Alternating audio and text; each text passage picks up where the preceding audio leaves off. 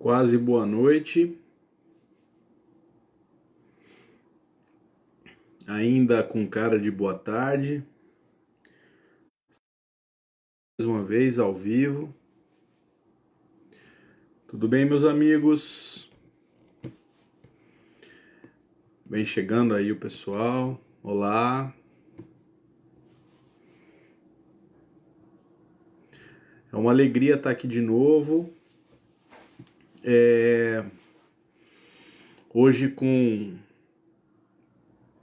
a tarefa de substituir a Ivanir. Olá. Pois é. Tudo bem? Aos sábados, nesse horário, nós estudamos o livro Fonte Viva, seguindo capítulo a capítulo, livro dos comentários dos evangelhos que o Emmanuel faz, né? Através da psicografia do Chico. Boa noite. Tudo bem? Surpresa, não é, Ivanir? Tudo bom? Hoje a gente fazendo a lição 57 do livro Fonte Viva, denominada por Emmanuel Apóstolos. Boa noite. Então a gente inicia com uma prece, pedindo que nosso Senhor Jesus Cristo nos ampare, nos guie, nos guarde, nos conceda paz, ajudando-nos nos bons propósitos de elevação, nos convívios com todos os nossos amigos aqui na Terra, com nossos amigos também no plano do Espírito. Pedimos então que possamos estar amparados e que o trabalho siga amparado pela espiritualidade que nos acolhe e que nos ajuda. Que assim seja. Muito obrigado. Vamos lá, pessoal. Dando sequência então no nosso estudo, capítulo 57 do livro Fonte Viva, Apóstolos. Paulo comenta: escreve à igreja de Coríntios, dos Coríntios, na cidade de Corinto, primeira epístola, capítulo 4, versículo 9. Porque tenho para mim que Deus a nós, apóstolos, nos pôs por últimos, como condenados à morte, pois somos feito espetáculo ao mundo, aos anjos e aos homens. Vamos ler mais uma vez? Porque tenho para mim que Deus a nós, apóstolos, nos pôs por últimos, como condenados à morte, pois somos feitos espetáculo ao mundo, aos anjos e aos homens. Muito bem. E o Emmanuel comenta isso para a gente. Nós vamos tentar destrinchar o que o Emmanuel quis dizer, quer dizer e traz como ensinamento e educação para a gente. Muito bem. Primeira coisa, pessoal, apóstolo, né? O que significa ser apóstolo? Jesus, no seu ministério de amor, quando esteve aqui na Terra encarnado, ele já elegeu, né? A partir do momento que ele passou a trabalhar os últimos 3 anos de sua existência terrestre, ele elegeu 12, né? Vocês se recordam disso. São os 12 apóstolos que o seguiram durante esses 3 anos ali aprendendo e recebendo de Jesus a continuação do propósito, né, da divulgação da Boa Nova, do cristianismo, do amor na face da terra. Esses são os apóstolos. Apóstolos apóstolo é uma palavra que vem de um grego, uma palavra grega que quer dizer enviados, tá? Então, são enviados, são aqueles que Jesus colocou a incumbência de continuar a sua mensagem pela terra, os enviando, né? É muito comum a gente confundir apóstolo com discípulo, né? Discípulo é antes. Todos os apóstolos eram discípulos de Jesus, mas nem todos os discípulos de Jesus se tornaram apóstolos. Isso é uma coisa importante. Discípulo é um aprendiz, é um pupilo, né? Ele está sendo educado pela mente poderosa de um apóstolo, né? Pela questão da educação. E ali, Paulo, trabalhando como um apóstolo, porque lembram-se na conversão de Paulo, na dita conversão de Paulo, lá em Damasco, quando ele cai cego, né? Jesus aparece para ele e num colóquio rápido lá que eles tiveram, Jesus diz para ele assim: eu te direi o quanto deverás padecer em meu nome. Então, naquele momento, Paulo estava sendo empossado como apóstolo de Jesus, né? Ele traria ali o próprio testemunho vivo do que é ser cristão, do que é viver como um cristão a partir daquele momento. Muito bem. E Paulo, se referindo à igreja de Corinto, né, aos coríntios, é muito interessante quando ele fala sobre que nós, apóstolos, ele falando da condição de educador, que os apóstolos, para Deus, para Jesus, são os últimos, né? Rebaixando a condição do apóstolo no plano da vida, os últimos serão os primeiros, mas demonstrando e dizendo que eles estão condenados à morte, né? Aparentemente. Que morte que é essa que o Paulo tá dizendo, está fazendo referência? Morte do corpo, simplesmente? Ou morte de princípios mundanos? Não casa mais com a ideia do cristianismo, né? Por que eu estou dizendo isso? Vamos contextualizar. A igreja de Corinto, a cidade de Corinto é uma cidade muito antiga. Não sei se os amigos têm essa ciência. É uma cidade muito antiga. Ela remonta a 6.000 anos antes de Jesus. Ou seja, ela já tem hoje, nos dias de hoje, ela ainda existe. Ela tem nos dias de hoje, pode ser contado como 8.000 anos de existência. É uma cidade muito antiga. E ela ficava numa região da Grécia, ainda fica, no entreposto comercial. Ela é passagem de rotas comerciais desde antes de Jesus. Então era uma cidade muito movimentada, tinha gente do mundo inteiro. E existia ali então, o comércio era muito pungente, a questão da materialidade, do dinheiro, das trocas, né? Escravos, que era uma questão antiga, isso tudo era muito vivo para a cidade de Corinto. E as pessoas viviam essa condição.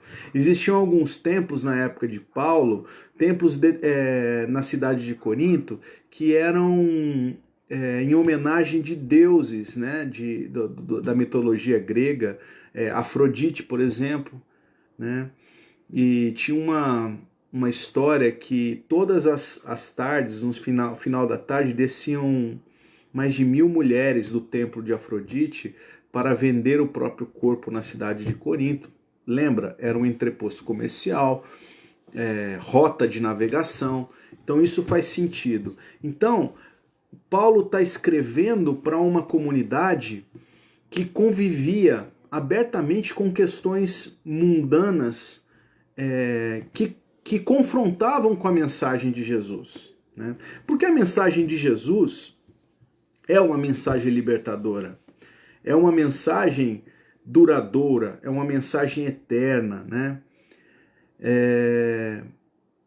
A mensagem de Jesus, ela é pra gente, para quem tenta caminhar com Jesus, é uma mensagem de vida, né? Vida espiritual, mas sobretudo uma mensagem de morte, morte aos princípios velhos, aos princípios antigos. E Paulo está dizendo isso, que ser apóstolo transcende a questão mundana. Percebem? O capítulo 9 e 10 do Evangelho de Mateus, ele é uma ode a esse escalonamento do mundo para o espírito. Lá, o evangelista descreve para a gente claramente Jesus sempre caminhando, né? Promovendo as curas, entendendo, conversando com as pessoas, orientando, se felicitando, participando até de casamentos, né? Participando de festas, banquetes, foi recebido por reis, né? Foi recebido por coletores de impostos, foi o caso, por exemplo, de Zaqueu, um homem muito rico, né?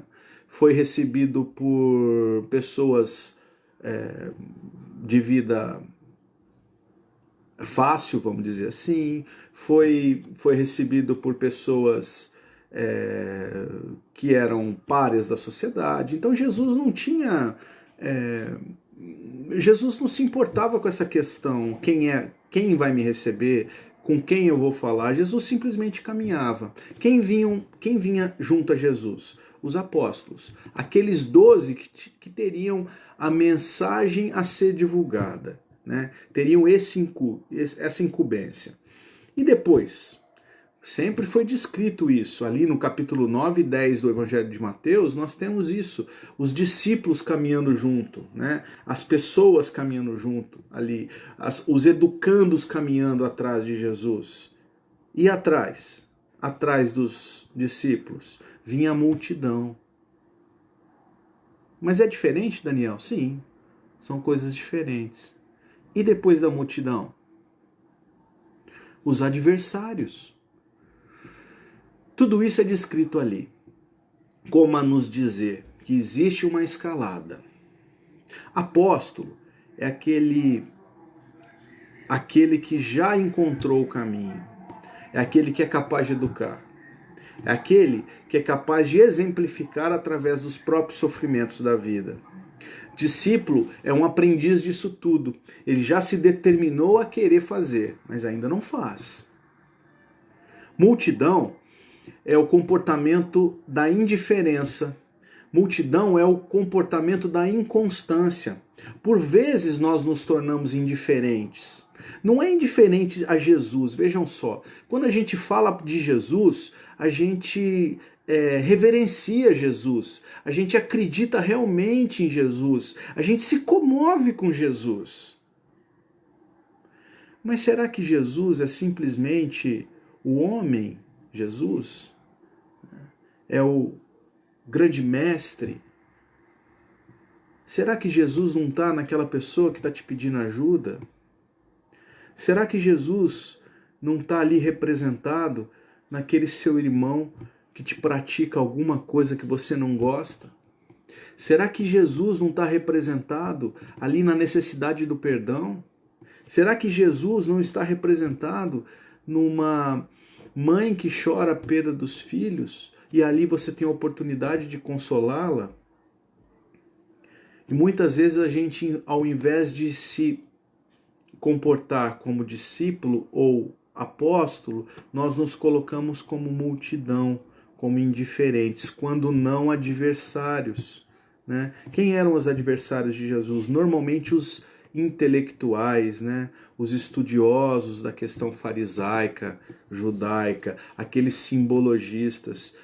Percebem? Por vezes nós também nos caracterizamos dessa forma. Muita inteligência, muito racionalismo e pouco sentimento, pouco amor. O Emmanuel chama atenção para tudo isso nessa lição. Ele diz logo no primeiro capítulo, comentando essa passagem de Paulo, ele diz que o apóstolo é o educador por excelência. Nele residem a improvisação de trabalho e o sacrifício de si mesmo, para que a mente dos discípulos se transforme e se ilumine rumo à esfera superior. Dos discípulos, olha que coisa interessante, quanto multidão e adversários, não nos é possível entender a mensagem de um apóstolo. Porque a multidão Da mesma forma que ela aplaudiu a entrada de Jesus no portal de Jerusalém, na semana fatídica da última Páscoa que ele viveu na terra, foi a mesma multidão que pediu a crucificação dele, Jesus, ao invés do revolucionário Barrabás. A revolução que Jesus sempre nos propõe é uma revolução pelo amor. Revolução pelo amor. E a revolução que Barrabás propunha naquele momento era uma revolução violenta, era uma revolução pelas armas. E a população, a multidão escolheu isso. Quando nós escolhemos a violência ao invés do amor, nós nos comportamos como multidão e às vezes até como adversários. Pouquíssimas vezes nós nos comportamos como apóstolos, de fato. Muito bem.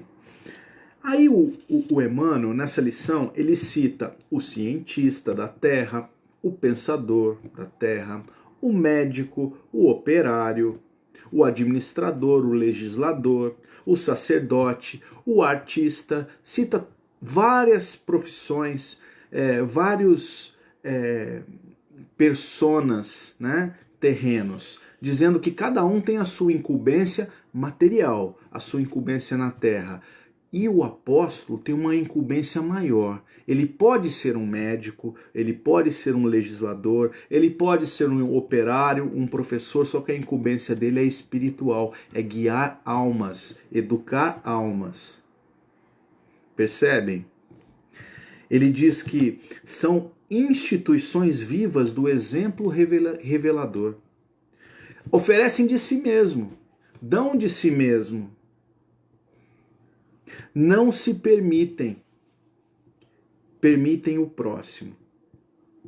Neles, nos apóstolos, surge a equação dos fatos e das ideias, de que se constituem pioneiros ou defensores, pela doação total de si mesmos, em benefício de todos.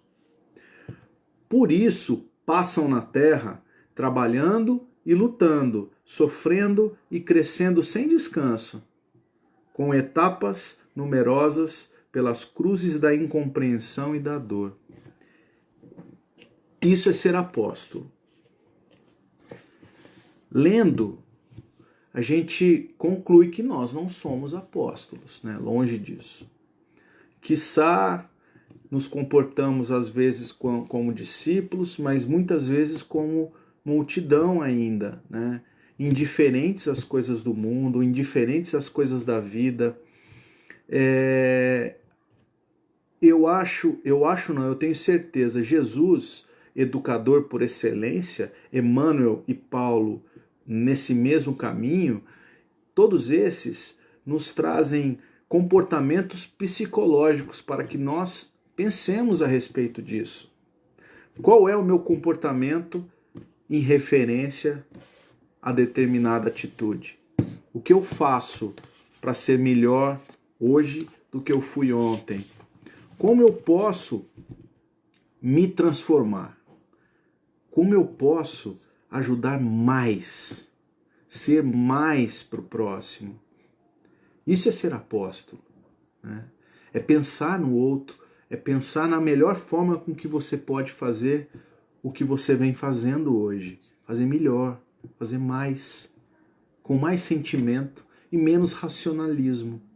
Porque o racionalismo ele está muito mais vinculado à inteligência e às coisas do mundo do que às coisas que não perecem, do que às coisas eternas, imortais, que são a verdadeira vertente do espírito. O espírito ele está linkado com a imortalidade, com a sublimação, né? Quando a gente faz uma prece, me vem isso à mente. Quando a gente faz uma prece pedindo pelos nossos, né, pelas pessoas que estão próximas de nós, nós estamos sendo egoístas, né? Quando a gente faz uma prece pensando na minha comunidade, no meu país, eu estou sendo egoísta. Por que o meu é melhor do que o do outro? Por que o meu país? É preciso quebrar essas barreiras. O espírito é imortal, né? Essa é a mensagem de Jesus, né? Não tem pátria no mundo. Nós estamos brasileiros, né? Nós estamos sob esse sobrenome que nós usamos. Nós não somos isso. Nós somos muito mais que isso.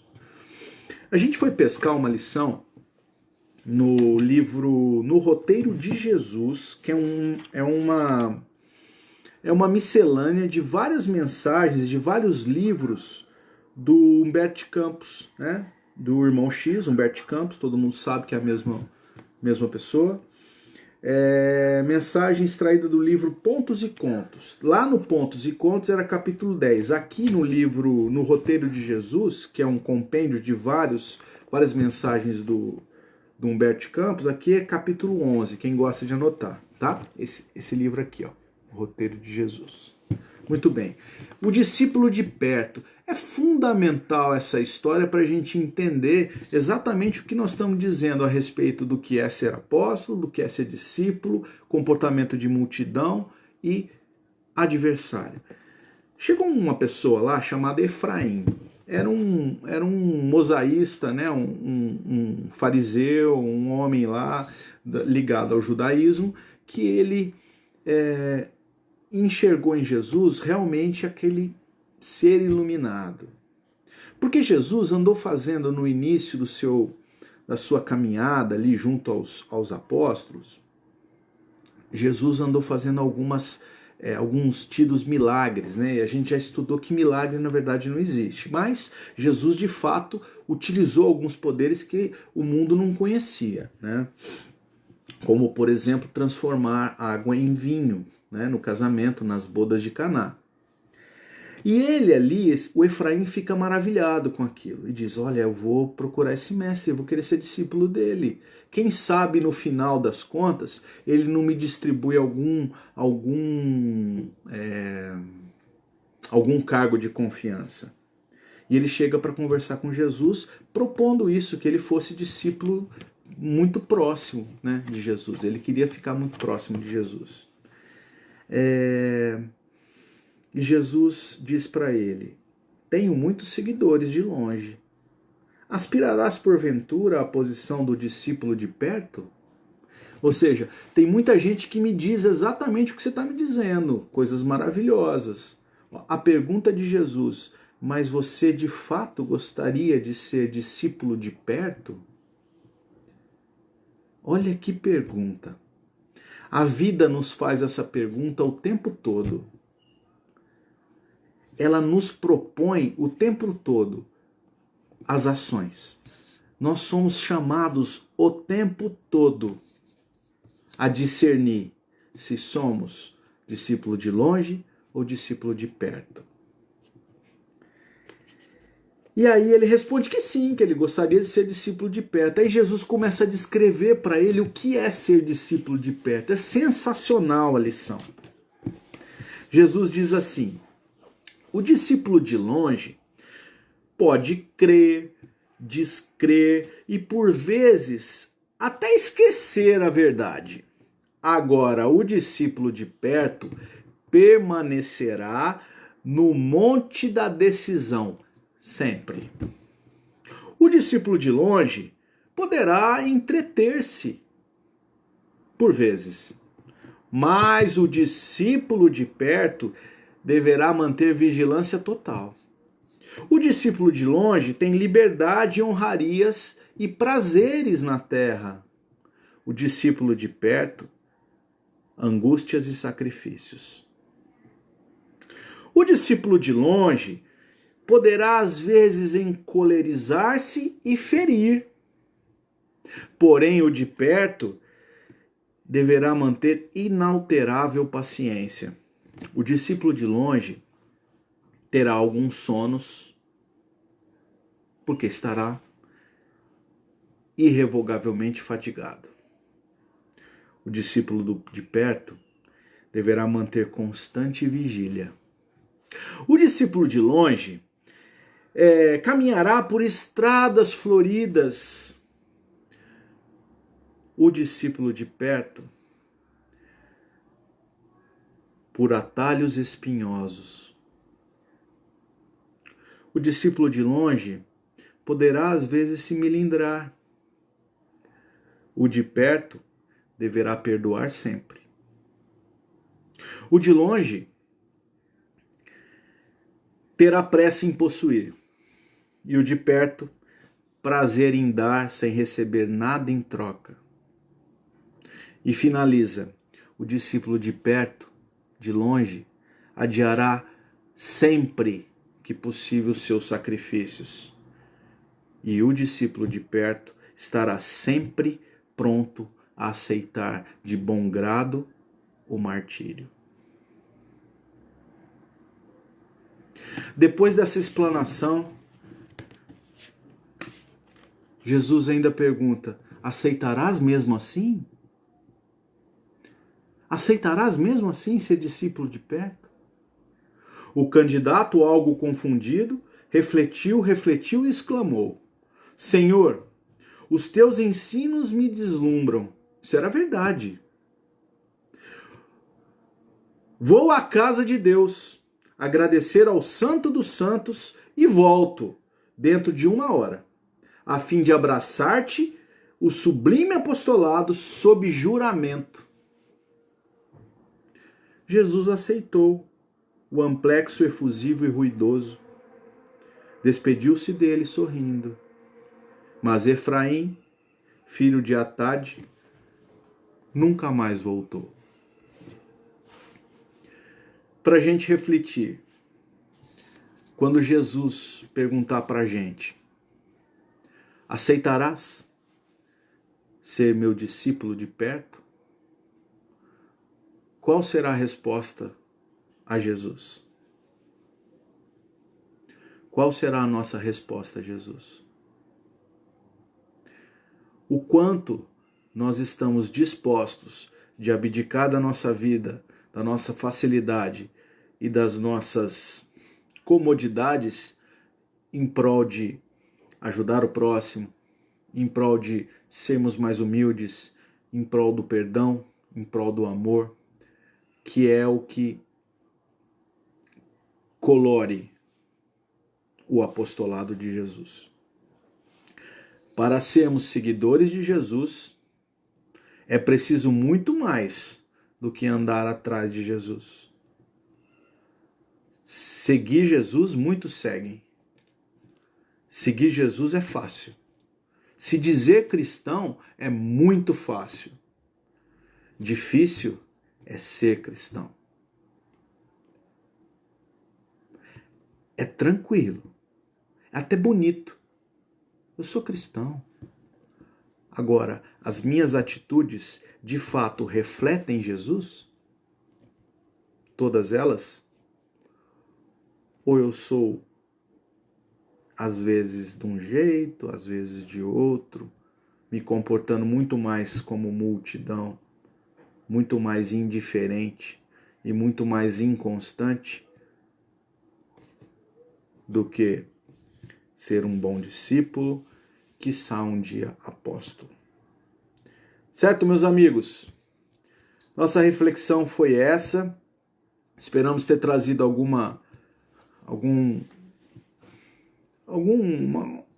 pensamento novo, alguma coisa que tenha surtido algum proveito para vocês, como serviu para mim. Isso é Jesus, Paulo, Emmanuel, né? É sempre muito bom.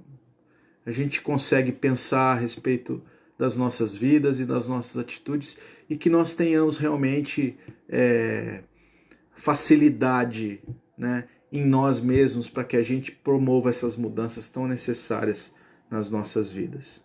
Ok? Fiquem com Deus, que a paz possa reinar no coração de todos vocês. Um grande beijo, até a próxima, meus amigos.